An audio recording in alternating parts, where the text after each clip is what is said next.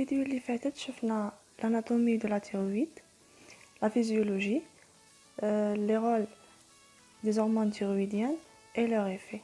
Dans la vidéo, Inch'Allah, on va voir l'examen clinique. L'examen clinique de la glande thyroïde se fait par deux étapes, par inspection et par palpation. Nabda'ou par inspection. Lorsque le goitre est volumineux, il peut être visible à l'inspection de la région cervicale. Dans le cas contraire, la première étape est de repérer la région thyroïdienne. La thyroïde normale n'est pas visible. On passe à la palpation. Elle se fait au mieux en se plaçant derrière le patient assis. La palpation doit être douce, en expliquant au patient ce qu'on est en train de faire.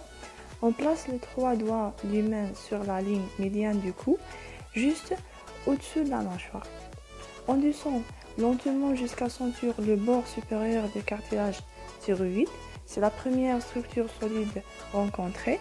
Le cartilage a un petit rebord à son sommet.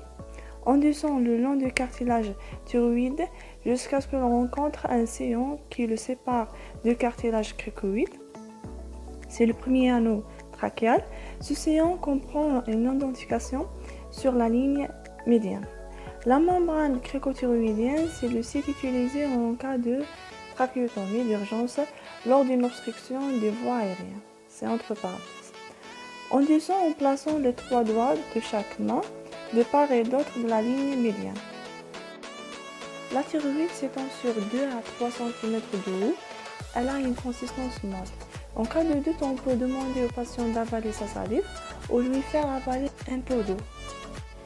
La thyroïde remonte au moment de la déglutition. La palpation devra permettre de préciser si la glande est augmentée de volume, si cette augmentation est symétrique ou non, la consistance globale de la glande, la mobilité par rapport au plan profond, si on individualise en ce sein des nodules dont il faudra essayer de préciser le nombre, la localisation, la taille et la consistance.